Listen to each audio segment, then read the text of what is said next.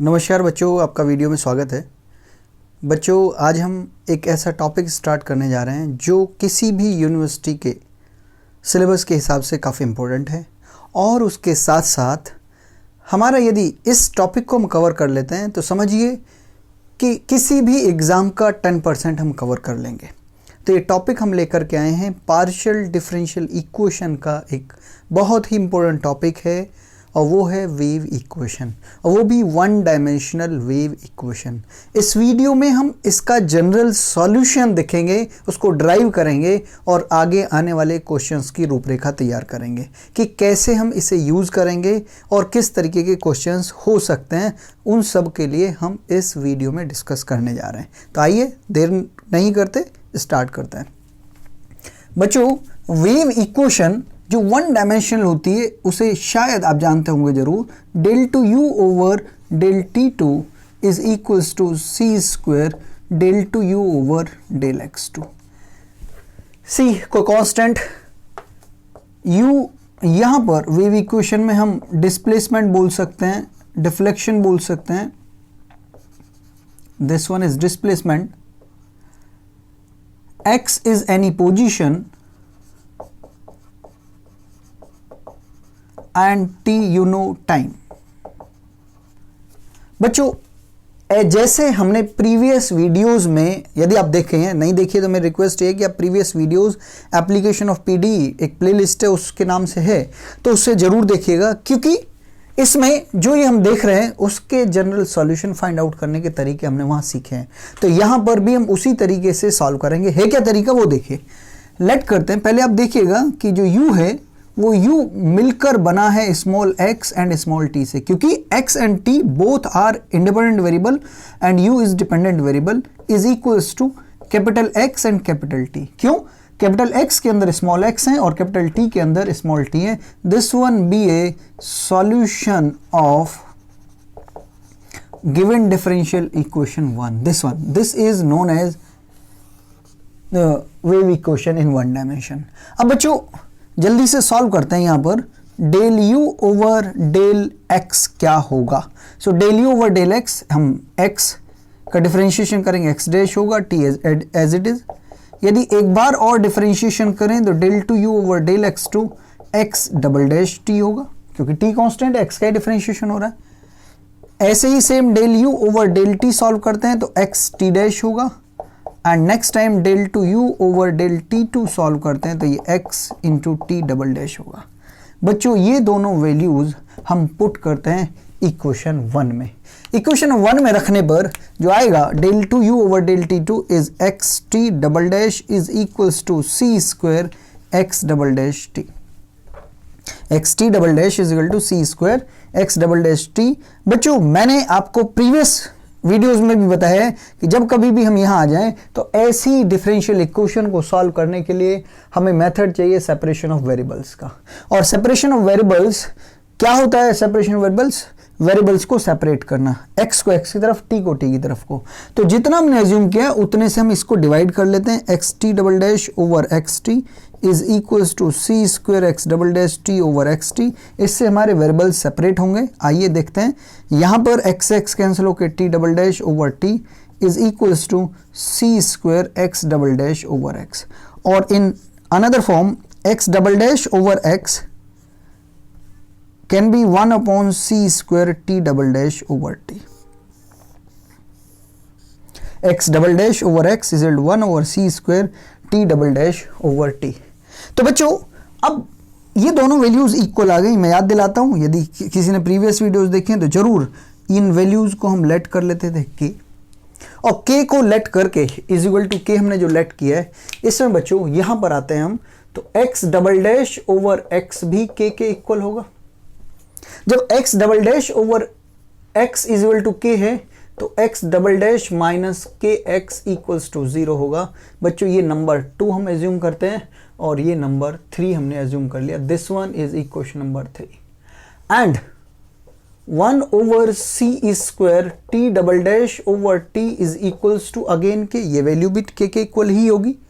अब ये value equal है तो इससे जो वैल्यूज बनेंगी t डबल डैश ये माइनस सी स्क्वायर के इंटू टी इक्वल्स टू 0, ये बच्चों इक्वेशन नंबर 4 बन गई, ये आपके सामने। तो दो इक्वेशन बन गई, एक इक्वेशन नंबर 3 और इक्वेशन नंबर 4। बच्चों यहां पर अब मैं पूछता हूं what do you mean by के, व्हाट इज के, आपका के क्या है। प्रीवियस वीडियोस में मैं बहुत ज़्यादा डिस्कस नहीं करता था कि के क्या है, हम बोलते थे कि कोई एक कांस्टेंट है, बट ये कांस्टेंट कैसा हो सकता है, यहाँ पर हमें इन बातों का सोचना होगा। तो बच्चों यदि हमारे माइंड में आए कि के क्या हो सकता है, तो तीन ही बातें माइंड में आती हैं, या तो वो जीरो हो सकता है, वो नेगेटिव हो सकता है, या पॉजिटिव हो सकता है। बट हम बोल रहे हैं this is some real value, तो या तो नेगेटिव होगा, या जीरो होगा, या पॉजिटिव होगा। तो हम तीनों केस में देखते हैं कि इन तीनों केसेस से ये वैल्यूज क्या होने जा रही हैं। बच्चों यहां पर मैं आपको ये और बता दूं, इस एक्स डबल डैश का मतलब क्या है, ये भी आप यहां समझ लीजिए। इस एक्स डबल डैश का मतलब है d2x upon dx2 minus k x equals to zero. इस टी डबल डैश का मतलब समझिए d square t this one minus c square k t, ये समझ लीजिए आप, इनका मतलब कुछ ऐसा रहा होगा, ये ध्यान रखने की जरूरत है। बच्चों अब जो हम लिखने जा रहे हैं वो देखिएगा, तो केस फर्स्ट लेते हैं। केस फर्स्ट मैंने लिया कि यदि के हमारा जीरो है देन क्या होगा, व्हेन के इज इक्वल्स टू जीरो है तो क्या होगा।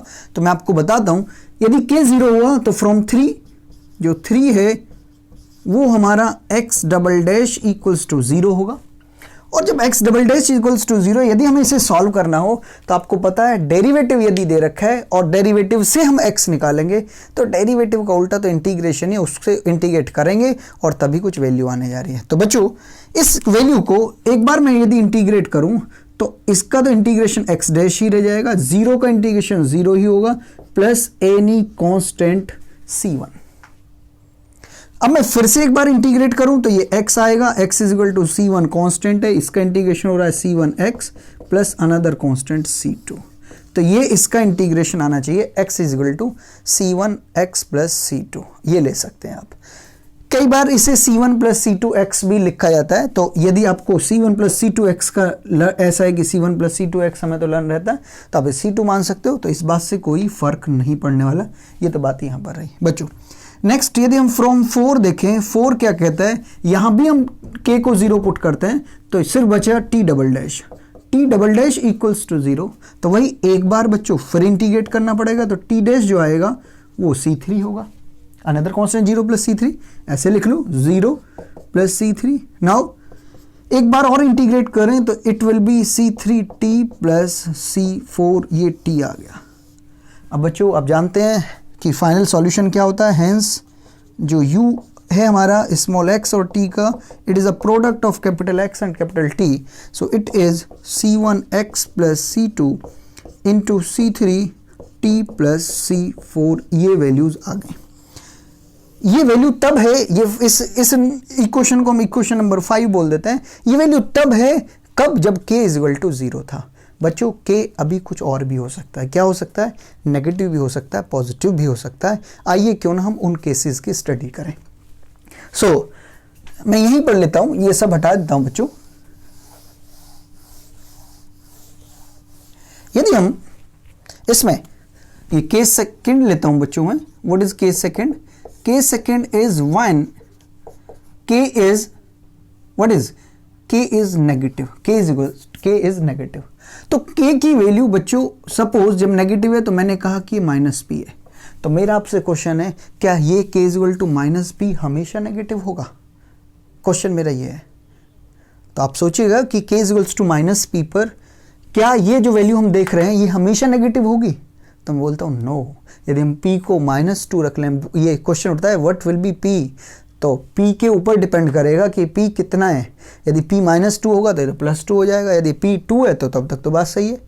तो ऐसे में हमें कुछ सोचना चाहिए, और सोचने के लिए मैंने एक बात जो लिखी है वो जरा समझिएगा कि k is equal to -p² लिखा। -p² का मतलब है p² विद नेगेटिव साइन, ये -p होल स्क्वायर नहीं है। अब मैं पूछता हूँ p को आप चाहे नेगेटिव रखो चाहे आप पॉजिटिव रखो, ये वैल्यू हमेशा नेगेटिव होगी। ये भी ध्यान रखिएगा k रियल है, k रियल है, तो k is equals to -p² हमें पुट करना है। तो ओके, नाउ फ्रॉम 3, अब 3 इक्वेशन में जाते हैं। हो सकता है कि आपको थोड़ी सी परेशानी कर रहे हो, लेकिन ये वीडियो आपके यही काम में आने वाली है, क्योंकि जब शुरुआत में हम इस टाइप के डेरिवेशंस देखते हैं तो हमें बोर लगने लगता है या परेशानी होने लगती है, तो उन परेशानियों से निकलना है, हमें थोड़ा पेशेंस रखना है। सो एक्स डबल डैश और k की जगह minus p square, so it will be p square x equals to 0। बच्चों एक तरीके से इसे ऐसे समझिएगा कि ये वैल्यू है this one plus this equals to 0, या फिर हम इसे in short d square plus p square into x equals to 0 लिख सकते हैं। और बच्चों इसे सॉल्व करने के लिए हम जानते हैं ऑक्सिलरी इक्वेशन, हमने खूब पढ़ा है ऑर्डिनरी के लिए, ये होगा m is equals to plus minus p i होगा, this is plus minus p i. इस पी आई को अब इससे हम सी एफ निकालेंगे। बच्चों सी एफ आप याद करिएगा, आपको मैं याद दिलाता हूँ। फॉर्मूला जो होता था वो फॉर्मूला मैं इधर लिखता हूँ, जिससे आप ध्यान रखें कि यदि formula alpha plus minus beta i है, आपने ऑर्डिनरी में पढ़ा होगा, तो जो सी एफ होता था real part e to the power में आता था, and C1 cos beta x plus C2 sine beta x, ये फॉर्मूला आप अप्लाई करते रहे, आपको एकदम याद आ गया होगा और मुंह से निकल रहा होगा यस। तो सी एफ यदि ये है तो इसे हम लिखते हैं 0 plus minus p I. That means बच्चों रियल पार्ट तो 0, तो ई टू दी पावर 0x तो 1 ही होगा, नहीं ले रहे। अब C1 cos what is beta है p, तो C1 cos px plus C2 sine px, ये हमारा CF होगा। बच्चों आप ये और देखिएगा कि PI पर्टिकुलर इंटीग्रल, ये PI नहीं PI particular integral right hand side 0 होने की वजह से ये आपका 0 होगा। तो जो कैपिटल X है ऐसी पोजीशन में सिर्फ यही आ जाएगा C1 cos px plus C2 sine px, ये हम x ले लेंगे, ये x वैल्यू आ गई। ओके नाउ अभी 3 ही क्वेश्चन सॉल्व करिए, फिर 4 पे आइएगा। 4 क्या कहती है? 4 says this one t double dash रखा माइनस सी स्क्वायर, k की वैल्यू हमने माइनस पी स्क्वायर पुट करने, तो ये प्लस का हो जाएगा this one into t is equals to 0। बच्चों ये भी उसी तरीके से जैसे हमने ये लिखा था, यदि आपको इस बार तो लिख ही दूं मैं क्योंकि कहीं परेशानी ना हो, तो ये इज इक्वल्स टू 0 या d square plus c square p square into t equals to 0 आप ले सकते हो। अब ऑक्सिलरी इक्वेशन यदि हम इसकी बनाएंगे तो क्या होगी? M square plus c square p square equals to 0, the value of m is equals to plus minus c p i. अब बच्चों ऐसे में सी एफ बिल्कुल सेम इसी पोजीशन में, ये समझिए 0 plus minus c p i था, तो जो सी एफ बनेगा रियल पार्ट तो ई की पावर में जाएगा, तो ई टू दी पावर 0x 1 होता है, x नहीं t, क्योंकि t के लिए था, C1 cos CPT small t, क्योंकि इंडिपेंडेंट वेरिएबल स्मॉल t है। सो C1 नॉट C1 C2 ऐसे लगता है यहाँ ले लिया, वैसे तो ले सकते हो, उससे कोई फर्क नहीं पड़ा, आर्बिट्रेरी है, कुछ भी हो सकता है, बट ठीक है हम थोड़ा डिस्टिंग्विश करके रखें, तो C3 cos CPT plus C4 sine CPT। बच्चों ये आ गया, ये CF था, बट इसमें भी राइट हैंड साइड 0, तो कैपिटल PI भी 0 होगा ऐसे में। देन जो T है हमारे पास वो C3 cos CPT plus C4 sine CPT means किसके? हमारे CF के इक्वल ही होगा, क्योंकि इसका PI 0 होगा। बच्चों फाइनली जब U लिखेंगे हम तो what will be U is equals to, तो आप जानते हैं UXT is capital X into T, तो C1 cos PX plus C2 sine PX this one into C3 cos CPT plus C4 sine CPT, ये होगा। और बच्चों ये बड़ा इंपॉर्टेंट रिजल्ट है, इसमें ध्यान रखिएगा। इस इक्वेशन का नंबर मैं रखता हूं 6। अभी 2 केस हुए हैं, थोड़ी सी लंबी सांस ले, थर्ड केस पे आना है अभी हमें। केस थर्ड क्या होगा बच्चों? हम 0 ले चुके हैं, नेगेटिव ले चुके हैं, पॉजिटिव। अब केस थर्ड जब हम लेंगे this one, when k is positive है तो हम क्या p लेंगे, तो फिर वही क्वेश्चन उठता है, यदि p को -2 लिया तो माइनस हो जाएगा, तो अब की बार हमने इसको प्लस पी स्क्वायर रखा है। अब ये चाहे किसी भी रियल वैल्यू के लिए ये हमेशा पॉजिटिव होगा। बच्चों मैंने साफ कर दी है इक्वेशन 3 और इक्वेशन 4, बट मुझे पता है कि आपको याद है, तो 3 इक्वेशन जो थी वो थी x double dash minus kx, और k ये है p square x equals to 0। इसे हम ऐसे भी लिख सकते हैं, this one is equal to 0 बच्चों इसकी जो ऑक्सिलरी इक्वेशन होगी वो क्या होगी, m square minus p square equals to 0। तो द वैल्यू ऑफ एम जो होंगी वो प्लस माइनस पी होंगी। अब ऐसे में सी एफ क्या होगा, मैं आपको याद दिलाऊं, यदि एक M1 होता था और एक M2 दोनों रियल और डिस्टिंक्ट होते थे, तो बच्चों जो सी एफ होता था वो C1 e to the power M1x plus C2 e to the power M2x, कुछ ऐसा होता था। तो यहां भी जो सी एफ होगा C1 e to the power Px plus C2 e to the power minus Px। और बच्चों जो कैपिटल PI है, पर्टिकुलर इंटीग्रल, ये राइट हैंड साइड जीरो होने की वजह से जीरो ही होगा।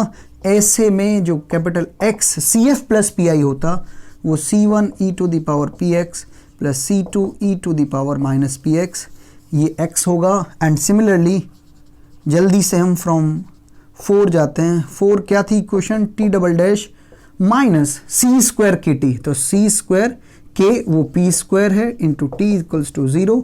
यहाँ से डायरेक्ट अब मैं ऑक्सिलरी इक्वेशन लिखा करूँगा, वो m square minus c square p square is equal to 0। The value of m is equal to plus minus c p, ये आएगा। और इसका सी एफ, अब मैं सी एफ ना लिखूं क्योंकि पी आई तो 0 ही होना है, तो मैं डायरेक्ट टी की वैल्यू लिखता हूं बच्चों, C3 e to the power c p t, x नहीं, बहुत गलती करते हो आप क्योंकि ये स्मॉल टी से बने हुए हैं। तो this one plus C4 e to the power minus c p t, ये आपका टी होगा। और फाइनली बच्चों ये हो सकता है आपको ये दिख रहा हो, नहीं दिख रहा हो तो आप मेरी आवाज़ सुन के लिख सकते हो, C1 e to the power Px plus C2 e to the power minus Px, ये x है।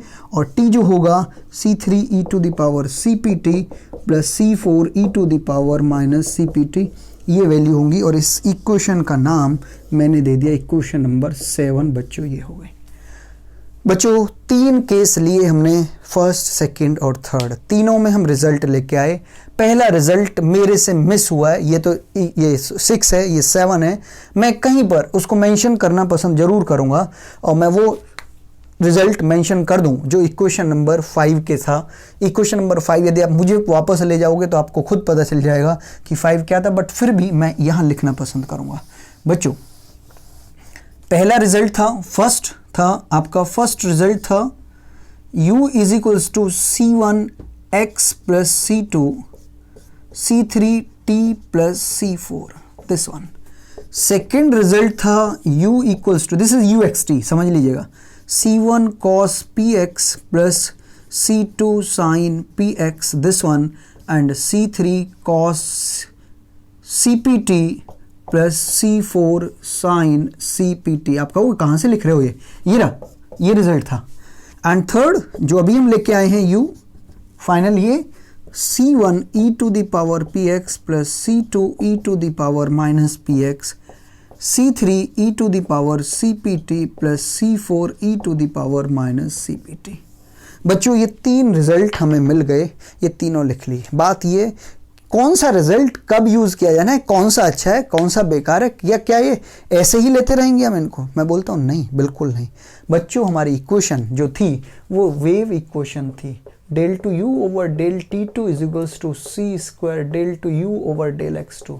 और बच्चों आप वेव इक्वेशन को जानते हो, कुछ वेव फॉर्म में बनती है, वेव फॉर्म जनरेट होती है, इसीलिए वेव इक्वेशन बोल रहे हैं।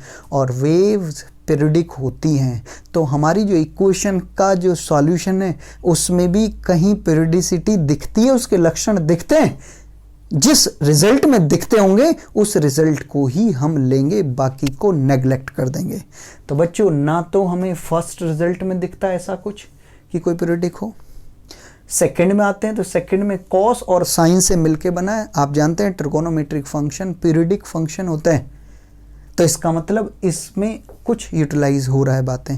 लेकिन इससे साथ साथ देखें एक्सपोनेंशियल फंक्शन, आप जानते हैं एक्सपोनेंशियल फंक्शन तो नहीं होते, तो ऐसे में हम इसको भी नेग्लेक्ट करेंगे। तो बच्चों फाइनल सॉल्यूशन जो आप लिखोगे तो वो लिखेंगे according to the nature of wave equation. ठीक है, the most important result will be, या most correct result will be C1 cos px plus C2 sin px and into C3 cos CPT plus C4 sin CPT। बच्चों अब ध्यान रखना आगे से कि जब कभी भी हम अपने wave equation in one dimension लेंगे तो इस रिजल्ट को फॉलो करेंगे। उसके पीछे रीज़न मैं आपको बता चुका हूँ। वेव इक्वेशन की नेचर पीरियडिक, इसकी भी नेचर पीरियडिक। तो according to the nature of the wave equation this result shows the resemblance और the relation of the wave equation. तो ऐसे में हम इस रिजल्ट को अपने माइंड में सेट कर लें, क्योंकि इससे हमें क्वेश्चन सॉल्व करने हैं। बच्चों इस सॉल्यूशन को जनरल सॉल्यूशन बोलेंगे वेव इक्वेशन का, वन डायमेंशनल। जनरल सॉल्यूशन इसलिए बोलते हैं क्योंकि इसमें आपके पास कितने C1, C2, C3, C4 arbitrary constant include हैं। जिस रिजल्ट में आर्बिट्रेरी कांस्टेंट इंक्लूड हो उन रिजल्ट्स को हम क्या बोलते रहे हैं? General solution. बच्चों हमारा टास्क जो होगा वो टास्क ये होगा कि इसमें, क्योंकि अब क्वेश्चंस जरूर आएंगे, डेरिवेशन की तो आता ही है, लेकिन डेरिवेशन से ज्यादा क्वेश्चंस आते हैं, वो आने वाली वीडियोस में हम डिस्कस करेंगे। लेकिन यहां जरूर सुन लीजिए, बहुत इंपॉर्टेंट बात है कि यहां पर जो ये जनरल सॉल्यूशन दिया है C1, C2, C3, C4, जो प्रॉब्लम्स आएंगी उनमें हमारा सिर्फ टास्क एक रहेगा, वो ये होगा इन C1, C2, C3, C4 conditions को हम सॉल्व, मींस इन कांस्टेंट्स को सॉल्व करें। यदि 4 कांस्टेंट हैं तो बच्चों 4 ही हमें कंडीशंस चाहिए, ध्यान रखिएगा। गेट में बहुत बार क्वेश्चन आया, मेरे एक बात याद यहां आ गई। क्वेश्चन अभी मेरे हिसाब से 2020 में भी आया था कहीं किसी ब्रांच में, और वैसे भी आते रहते हैं, 2-3 बार तो आ चुका है। लेकिन मैं आपको एक बात बता दूं बच्चों, यहां पर आप देखिएगा कि इसका ऑर्डर 2 है और इसका ऑर्डर भी 2 है। तो इस ऑर्डर 2 को सॉल्व करने में हमें 2 कांस्टेंट मिलेंगे, इसे भी सॉल्व करने के लिए 2 कांस्टेंट मिलेंगे। तो टोटल हमारे पास 4 कांस्टेंट होने चाहिए। वो 4 कांस्टेंट हमें दिख रहे हैं। और बच्चों 4 कांस्टेंट्स को सॉल्व करने के लिए 4 ही कंडीशंस चाहिए। कुछ इनिशियल होंगी, कुछ बाउंड्री होंगी हमारे पास। तो वो कौन सी इनिशियल होंगी, कौन सी बाउंड्री होंगी, ये मैं आपको बताऊंगा आने वाले वीडियो में, ठीक है, कि इनिशियल कौन सी होंगी और बाउंड्री कंडीशंस कौन कौन सी हमारी होने जा रही हैं। जो ये टी के लिए, टाइम के लिए वो इनिशियल कंडीशंस होंगी, तो 2 हमारे लिए इनिशियल होने जा रही हैं और 2 हम बाउंड्री कंडीशंस की बात करेंगे बच्चों। लेकिन ये सब हम बात करेंगे नेक्स्ट वीडियो में। इस वीडियो में सिर्फ हमने डिस्कस किया है वेव इक्वेशन क्या होती है वन डायमेंशन की, और उसके 3 जनरल सॉल्यूशन मिले। लेकिन जो मोस्ट इंपॉर्टेंट रिजल्ट जो हमें मिला, मोस्ट करेक्ट बोल सकते हैं, वो जो रिजल्ट मिला है वो हमारे पास ये है। और वो मिला है कब, ये भी देख लीजिए, जब हमने k को नेगेटिव, दैट मीन्स -p² रखा था, तब हमें रिजल्ट मिला है। तो ये बातें ध्यान रखने की है। जब हम क्वेश्चन सॉल्व करेंगे तो इतना जितना मैंने वर्क किया इतना तो हम करेंगे ही, लेकिन ना तो 0 के लिए लेंगे ना p² के लिए लेंगे, -p² के लिए बहुत तेजी से सॉल्व करेंगे। और फिर यहाँ से मेन क्वेश्चन हमारा स्टार्ट होगा बच्चों। तो आप कहेंगे कि अभी तक क्या हो रहा था, तो मैं बोलूँ कि इसका डेरिवेशन हो रहा था। तो ये बड़े बड़े क्वेश्चन होते हैं, बच्चे इतना पेशेंस नहीं रख पाते और परेशान होने लगते हैं। लेकिन बच्चों मैं कहता हूँ इन क्वेश्चन में कुछ भी नहीं है। 1 या 2 क्वेश्चन आप ढंग से समझ लो, आपको 5 या 7 मिनट लगेंगे फिर क्वेश्चन सॉल्व करने में, और बहुत अच्छा भी लगेगा। तो बच्चों ये था आज का वीडियो। इस वीडियो में हमने डेरिवेशन सीखा, जनरल सॉल्यूशन फाइंड आउट करने का वन डायमेंशनल वेव इक्वेशन का। नेक्स्ट वीडियो में इन पर बेस्ड क्वेश्चन लेंगे हम बहुत जल्दी। मेरी आपसे एक पर्सनल रिक्वेस्ट है, कोई होमवर्क नहीं है इस वीडियो का, सिर्फ वर्क है। तो इस डेरिवेशन को आप 2 बार खुद से सॉल्व जरूर करिएगा वीडियो को देखने के तुरंत बाद, और मुझे कमेंट बॉक्स में ज़रूर बताइएगा। कहीं कुछ दिक्कत लगती है तो उसका आंसर आपको वहीं मिलेगा, और यदि आप कर सकते हैं तो ज़रूर ये भी बताइएगा कि हमने कर लिया है, जिससे कि नेक्स्ट वीडियो आपको बहुत अच्छे से समझ पाए। धन्यवाद, नमस्कार।